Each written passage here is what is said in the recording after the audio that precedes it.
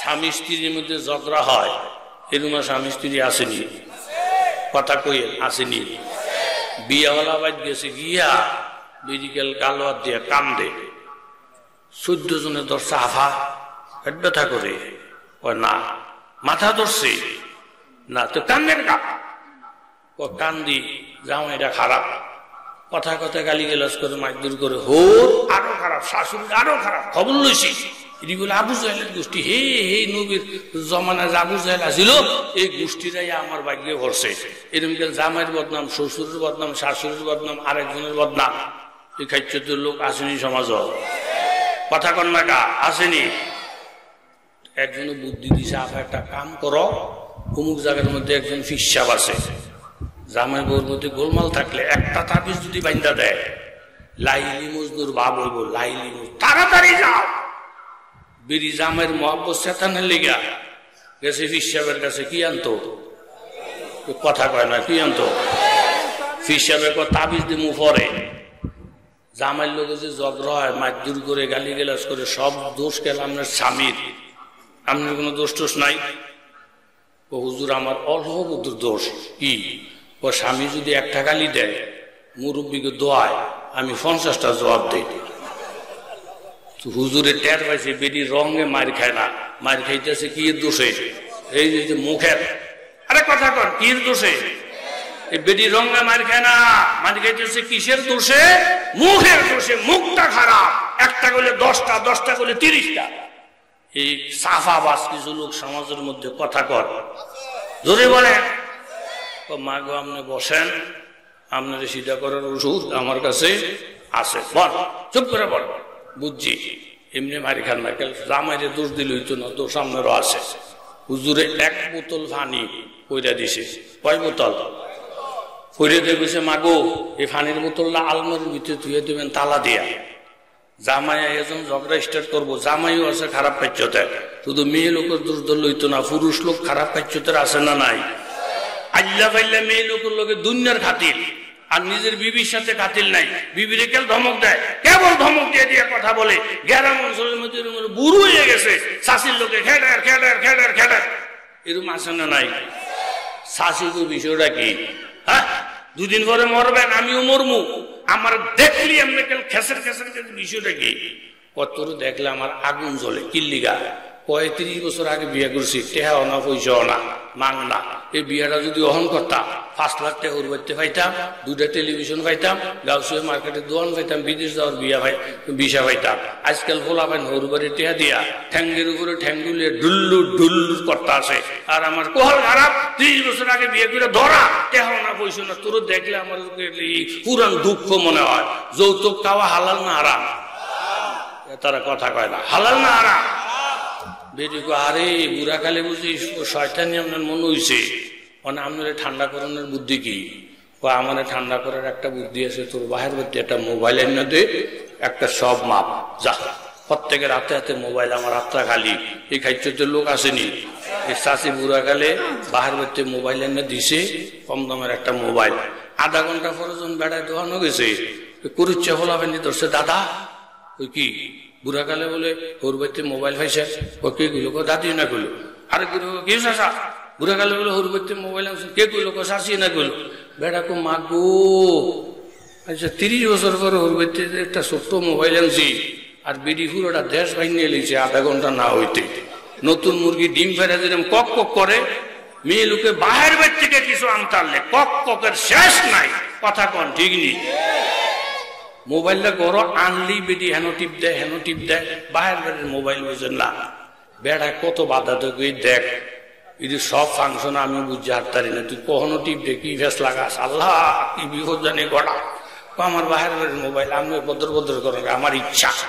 এমনি যে টিপ দিছে আন্দাজ কইরা দিছে, আর ব্যালেন্স চেক করার যে জায়গাটা হেন টিপ করে বসে দেখে যে মোবাইলের থেকে এক বেডি কয় আপনার মোবাইলে 70 টাকা 70 পয়সা আছে।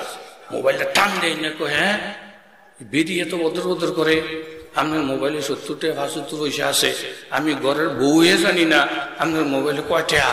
এই বেডি 70 টাকা 70 পয়সার খবরটাও জানে, সব খবর বেডির কাছে।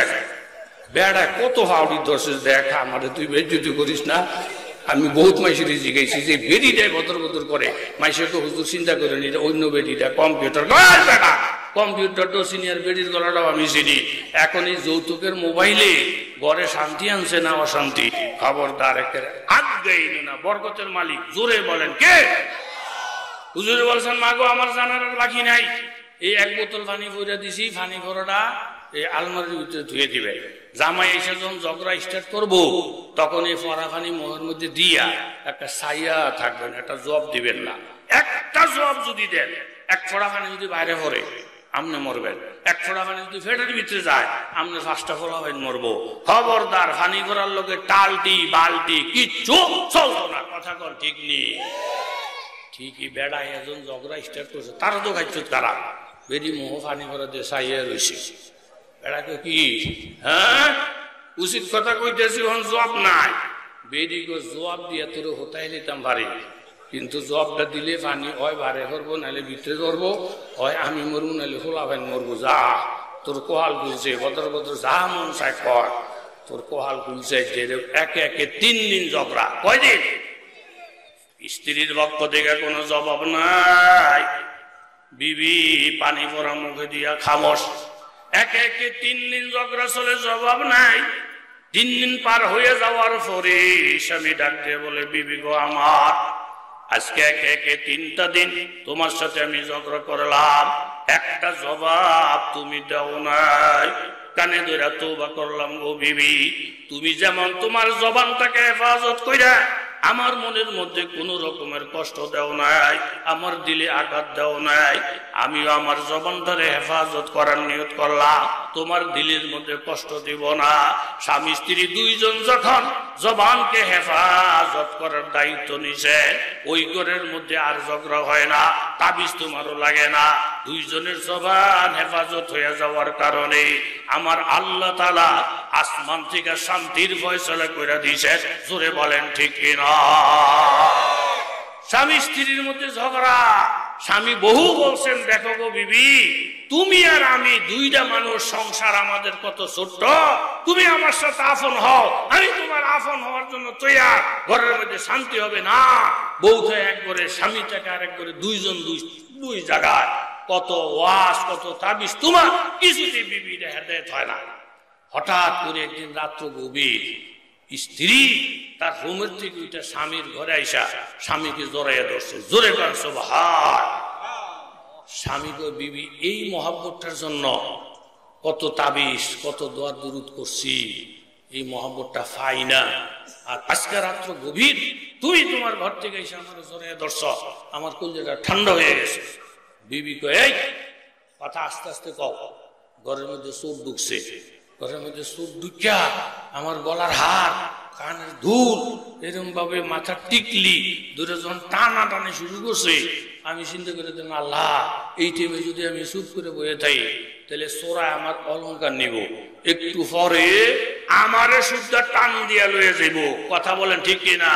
এই জন্য আমি আমার রাগ গোসা ঘিন ফিটটা সব ভুলে গিয়া আমি দৌড়তে এসে যখন তোমারে জড়াইয়া ধরছি, তুমি আর আমি যখন এক হয়ে গেছি, ওই যে দেখো চোর ফলাইয়া যাইতেছে, ওই যে দেখো চোর দৌড়ের মধ্যে আছে। স্বামী স্ত্রী এক হয়ে গেলে যদি চোর ফলাইতে বাধ্য হয়, এই বর্তমান ফিতনার জমানায় ভারত বাংলাদেশকে নিয়ে কঠিন ভাবে ষড়যন্ত্রের খেলা খেলতেছে। এই টাইমে যদি আমরা মুসলমানেরা ছোটখাটো ভেদাভেদ ভুলে গিয়া সব মুসলমান যদি এক প্ল্যাটফর্মে এসে পড়ি, আমরা একমত হয়ে যাই, তাহলে বিজাতিরা ফলানের জায়গা পাবে না, ফলানের জায়গা পাবে না। জোরে বলেন ঠিক কিনা? এখন দলাদলি না, ঐক্যবদ্ধ হওয়ার টাইম আসছে বর্তমানে। কথা জোরে বলেন ঠিক কিনা? বেড়া একটা দৌড় দিয়া ঘরের থেকে বাড়িয়ে গিয়ে ও চোর, ওই চোর, বেশি দূরে গিয়ে না থাকলে শোনো বাবা, আবার যদি আমরা স্বামী স্ত্রীর মধ্যে ঝগড়া দেখা দেয়, তুমি চোরে কিন্তু আবার আইস, তোমারে না দেখলে এই বউ কোনোদিন সোজা হবে না। এই জন্য বাতিল দিয়া আল্লাহ তাআলা বাতিলের সোজা করবে, এই ক্ষমতা আমার মাবুদের। জোরে বলেন আছে না নাই? বাতিল দিয়া বাতিলকে সোজা করার ক্ষমতা আমার আল্লাহ। জোরে বলেন আছে না না? তাইলে আয়াত আপনাদের সামনে তেলাওয়াত করেছি। কোন মুমিন আর কোন মুমিন পুরুষ হোক মেয়ে লোক হোক, আল্লাহ এবং আল্লাহর রাসূল যখন কোন হুকুম করবে সাথে সাথে সেটাকে মান্য করে নেওয়া। ডাইন করার ক্ষমতা নাই, বাম করার ক্ষমতা নাই। আল্লাহর নবীর একজন সাহাবী, আপনাকে কষ্ট হয়ে গেছে? কার কষ্ট হয়েছে? আব্দুল্লাহ দেহি। মাশাআল্লাহ, নেককার মানুষ, নেককার মানুষ। স্বামী তাই বিদেশ, কথা কর তৈলে গুন্ডা যাইব। স্বামী তাই কই? বিশাল বাড়ি ঘরের সম্পত্তির জিম্মাদারি দিছে স্ত্রীকে। স্ত্রী বড় আল্লাহওয়ালা, স্বামীর সম্পদ গুলো সে পাহারা দিয়ে রাখে। দিন শরীয়ত কোরআন সুন্নাহ ঈমান ইসলামকে পাহারা দেওয়ার দায়িত্ব জনগণ আলেমদের উপরে ন্যস্ত করছেন। কথা বলেন ঠিক কিনা?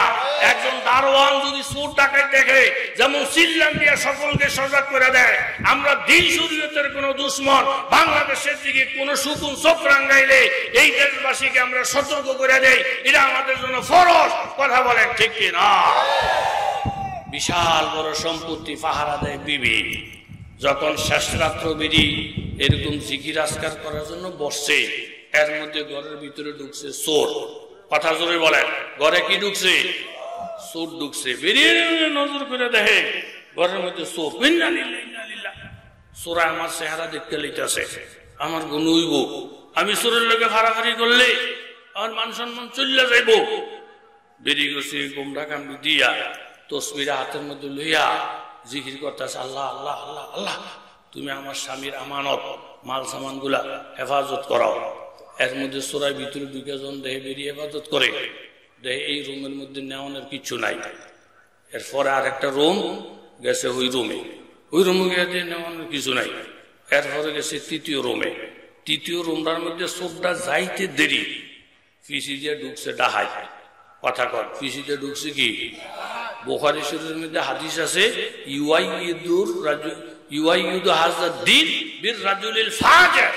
আল্লাহ তাআলা দ্বীনকে উপকার করবেন।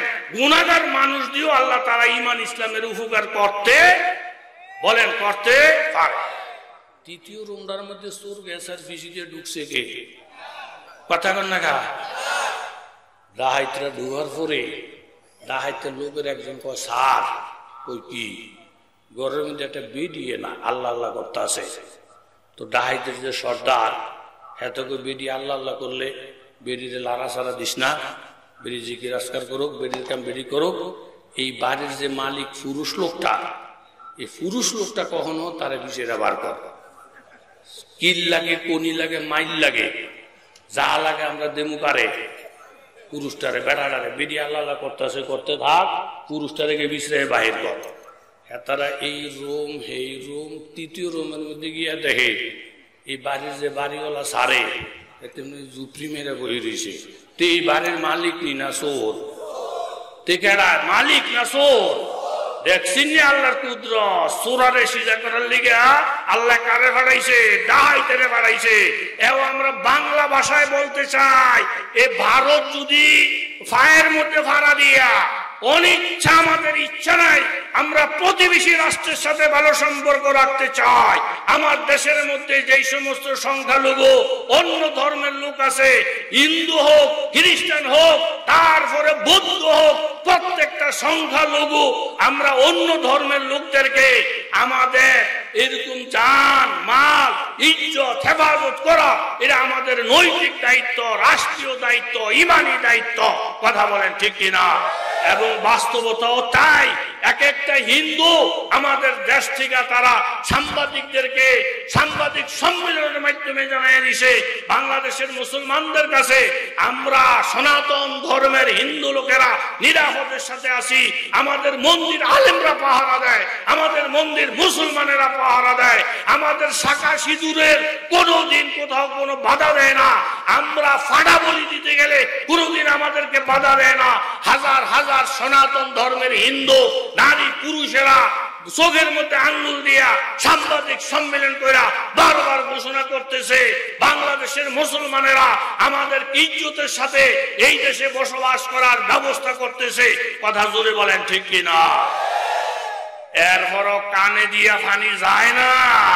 পশ্চিম বাংলার কিছু হিন্দু পশ্চিম বাংলা থেকে ওই যে ইসকনের কিছু সদস্য মিথ্যা কথা প্রচার করে করে বারবার বলতে চায় হিন্দুদের নাকি স্বাধীনতা সার্বভৌমত্ব, হিন্দুদের নাকি এরকম বাংলাদেশের মধ্যে কোনো নিরাপত্তা নাই, যেটা সম্পূর্ণ মিথ্যা কথা, সম্পূর্ণ মিথ্যা কথা, সম্পূর্ণ মিথ্যা কথা। আমরা কোনো হিন্দুদের মন্দির ভাঙা মসজিদ বানাই নাই, কিন্তু ভারতের মোদী সরকার হাজার হাজার মসজিদ ভাঙা মন্দির বানানোর ইতিহাস স্থাপন করেছে। গরু খাওয়ার অপরাধে হত্যা করছে, আজান একামতের অপরাধে পিটিয়ে তাদেরকে বাড়িঘর থেকে বাহির করছে, এই ইতিহাস তাদের আছে। এরপরেও যদি পায়ের মধ্যে পাড়া দিয়া মোদীর সরকার বাংলাদেশ নিয়ে চিনিমিনি খেলা খেলতে চায়, দেশকে নিয়ে অরাজকতা সৃষ্টি করতে চায়, এটা মগের মূল্যক না। এই দেশের 1 ইঞ্চি জমিন কেউ দখল করে নিবে, আমরা জিন্দা থাকতে তা হবে না। প্রয়োজনে শাহাদত বরণ করব, প্রতিরোধ করে ছাড়বো। জোরে বলেন। ইসকন নিষিদ্ধ ঘোষণা করতে হবে। মুসলিম আইনজীবীকে হত্যার অপরাধে ওই হিন্দু শয়তানকে ফাঁসিতে নিশ্চিত ফাঁসির কাষ্ঠের মধ্যে ঝুলাইতে হবে। জোরে বলেন ঠিক কিনা? নারায়ে তাকবীর, নারায়ে তাকবীর। মাশাআল্লাহ, ইমান মজবুত, মজবুত ইমান। কথা জুড়ে বলেন ঠিক কিনা? আল্লাহ আল্লাহ রসুল যে হুকুম করবেন এটাই হবে আমাদের বাস্তব, এটাই হবে বাস্তব। এক ডাইনামে করার অধিকার আমাদের নাই। কথা জোরে বলেন ঠিক কিনা? আরো জোরে বলেন ঠিক কিনা? খন্দকের যুদ্ধ আর 5 মিনিট, 9:30 হলে 1.5 ঘন্টা হবে। মাশাআল্লাহ, আমরা খুব কষ্ট করছেন। এই তৃতীয় রুমের মধ্যে কাড়ায় নাকি বাড়িওয়ালা ডাহাইতে গিয়ে দর্শে তারা দৌড়ে ফিটা এই হারান টেহার 100 কই দে, স্বর্ণ কখনো দে, চাবিটা দে। তেগো দেখেন সার আল্লাহর কসম, টেহা নাই, স্বর্ণ নাই, চাবি নাই। ডাহাইতে করতে দেহারিং রে অল্প অল্প ফিডায়, বাস্তব কথা ফিডা ভাড়াই দে, ভাড়াই দে, যত ভাড়ায়। তেগো চাবি আমার কাছে নাই, স্বর্ণ নাই, তারপরে কি নাই, এরকম ভাবে আমার কাছে স্বর্ণ নাই, টাকা পয়সা নাই, চাবিও নাই। যত না না করতেছে বেদি কয় আল্লাহ, ডাহাইতেরা যদি বিশ্বাস করে লাই যে মনে তার কাছে নাই, তো দুটো বাচ্চা যাবো গা। আল্লাহ দয়া কইরা চোরারে ঠিক করে লেগা ডাহাইত পাড়াইছে, আর আমি এনে বই বিকেল আল্লাহ আল্লাহ আল্লাহ আল্লাহ। আমারও তো মুখ খোলার দরকার আছে। কথা কন ঠিক নি? আমরা কাল হুজুরকে কাছে সফরদ করে দিয়া কইবি আল্লাহ আল্লাহ করে ওইরুম না, আল্লাহ আল্লাহ করতে হইব, প্রয় সময় ফিডাও দিতে হইব। জোরে বলে ঠিক না? বেডি আস্তে করে তসবিটা নিয়ে ধুইয়া আইসে গোমরাটা একটু হরাই দিয়া বেডি কইতেছে, এই বেটারা চাবি চায়, টেহা চায়, স্বর্ণ চায়, আপনি দিয়ে না দিবে? হ্যাঁ, আপনি ঘুরি ধরে বই দিয়েছেন কা? বাঁচলে এই স্বর্ণ পাইতেন না, বাঁচলে টাকা হইতেন না, জীবনের থেকে কি টেহারার দাম বেশি, স্বর্ণের দামটা বেশি? এ ছোট্ট করে বেরিয়ে এক কথা বইলা দিয়া এখন তাদের ফোর্স পার্সোনাল ভাবে একিন ধরে এলেছে যে সমস্ত নুনিনারি তার কাছে বেরিয়েও বুঝাইতে চাইছে আমার একটা কথার দ্বারা যদি চোর ধরা ফিরে যায় এইভাবে তারা ধরে দেওয়াই দরকার। এই যে চুপ থাকা ঠিক হবে না। কথা জোরে বলেন ঠিক কিনা? তাইলে আল্লাহ তাআলা বাতিল দিয়া বাতিলের কি করব? সোজা করব। এই শক্তি আমার আল্লাহ ফাকের। কথা জোরে বলেন আছে না নাই? তাহলে যেই কথাটা বললাম, এই ফিতনার জমানায় আমরা চুপ থাকলে হবে না। আগের দিকে, সামনের দিকে বাইরা ঈমান ইসলামকে মজবুত রাখার জন্য আমরা কারা কারা প্রয়োজনে জিহাদ করব, কারা কারা রাজি হাত তুলে দেখা। নারায়ে তাকবীর, নারায়ে তাকবীর।